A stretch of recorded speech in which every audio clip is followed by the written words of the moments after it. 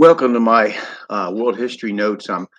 Really thoughts on the Cold War. I changed my title because basically, this is not meant to be a tutorial or to educate you. I'm just sharing with you things I've learned and some things you already know, but then you find out a lot of things you had no idea of.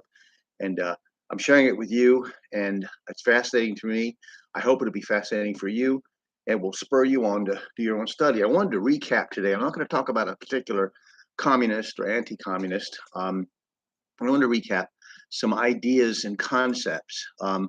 First, the Russians, the Soviets, say Russians, the Soviets, the communists, in their deals with the West, they demanded their citizens back, whether those citizens had been POWs, or whether they had been like POWs of Germans or whatever, or whether they were captured at Normandy or some other campaign.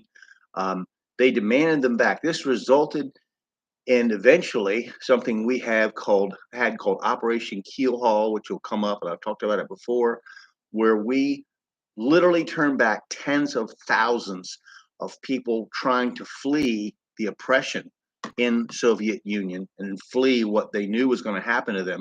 Because remember, as Zhukov said early in the war, World War II, that if you were a prisoner of war, your family could be shot. That prisoners of war who were returned or liberated from the Germans were often just shot, just assumed that they'd been corrupted, were shot or traitors, or imprisoned for a long period of time.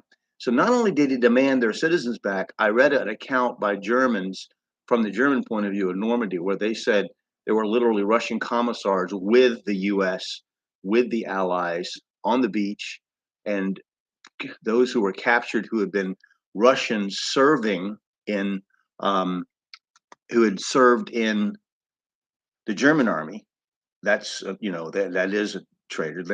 But they weren't treated as prisoners of war. They were turned over to the Russians and they were killed. And Operation Killhall, there's one account I read said that our soldiers had to witness women being raped and people being machine gunned almost right after they were taken out of the trucks when they were forced back to the Soviets, turned over to the Soviet authorities. The same thing happened in Yugoslavia.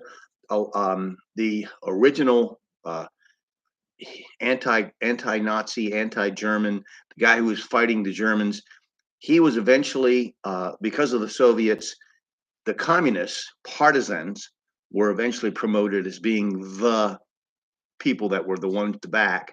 And so eventually Britain stopped funding the anti-Nazi, the fighter Mihailovich, and Tito, who later communist dictator, he began to be the one that was being funded. Eventually, now here's how it gets, and that's bad. That shows you how the West was supporting communism. But you could say, well, that was because of the desperation of the situation. They really needed the ability to fight the Nazis. But and I talked about that before. But that's not the worst of it. The worst of it is at the end of the war, when these people that were not communists, that were anti-communists, tried to escape to Austria. The British turned them back over to Tito and the communists to be killed, and Mihailovich was killed. So it's amazing how, and not only that, it gets worse. In Russia itself, when they liberated, like many places fighting the Germans, when they liberated those places, there were people of other countries, France, other countries who were prisoners in those places, in those areas they liberated. Many of them weren't returned. Many of the people that Russia liberated from the Nazis were imprisoned, disappeared. Um, Yugoslavs, different people just literally vanished from history, murdered. So this is what in the West, the United States, Great Britain were complicit in this betrayal of humanity by turning people over to the Soviets who should not have been just turned over. They knew they were going to be killed. and the people even said that, people that were turned over even pleaded. So this was a huge deal, a huge betrayal. This puts a different slant on World War II, the quote good war. Um, and the idea of saying we were the good guys, it's stretching it pretty good. There were no good guys in World War II. And typically in history, there are no good guys. Typically in history, it's bad guys fighting each other. So I want to talk a little about time, to reinforce something that I want to keep in your mind.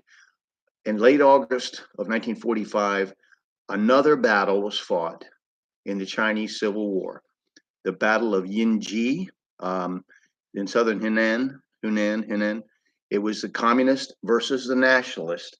What happened was the Japanese would take warlords who were not part of Chiang Kai-shek's group, and they would make puppet regimes that they would rule through. Chiang Kai-shek did not want any of these areas turned over to the communists, who had not really fought the fight that the nationalists had fought, Chiang Kai-shek had fought. He didn't want these areas turned over to the communists. So what he did was he ordered them to stay intact, Japanese and warlords, and then until he could get his forces to accept the Japanese surrender. And he had a shortage of supply and troops to do that, but it was going to be a process. The Chinese communists under Mao would move right into those places and try to take over. That's when they killed, how they killed John Birch. He was trying to get Japanese, he was marching Japanese to surrender, and Chinese communists intervened and killed him. So this Battle of Yinji was fought. It's part of what's called a Huyen Huan campaign. I probably didn't pronounce it right. I know I did pronounce it right. But so the communists and nationalists, and it was a communist victory, as many of them were.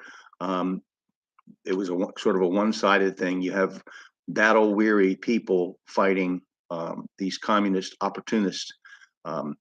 So Chiang Kai-shek was trying to solve the warlord problem that had always plagued China, and try also to get communism out. And it was a big mistake for him. He couldn't do both. Later on, that will be shown. So anyway, just to let you know, and all the while, just like in Yugoslavia, we have China hands. We have these agents who were Soviet agents who worked for our government and Western governments in China, sending back.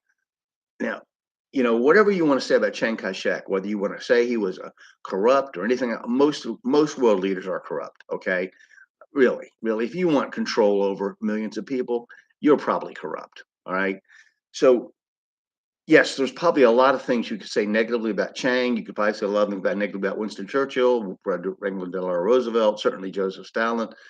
But he was fighting the Japanese and the communists, and he did not get our support like he should have. And there was an active campaign to belittle him and besmirch his regime and to run him into the ground. And that's what lost the war. It wasn't the effort of anti-communists who were just incompetent. It was the fact that our government was riddled with communist agents. Whether the FBI says they only knew of 300 or so active agents, well, Martin Dies, his committee for un-American activities, they came up with about 5,000 people they felt that were questionable, and many of them were outright Soviet agents in our government. So that was the war within the war. So we're going to pick this up next. I'm going to talk about an individual next time, and hopefully we can just move on from there. All right. And the next timeline. It's a lot of things about the Cold War. We had a lot of good people fighting the communists on this side. We had a lot of good people, but we also had at the same time, their hands were being tied by a lot of bad people in the government that either cluelessly would not acknowledge that there were communists in our government, or the movers and shakers were influenced by the communists or outright Soviet agents themselves. We'll talk more about that later. Thank you very much.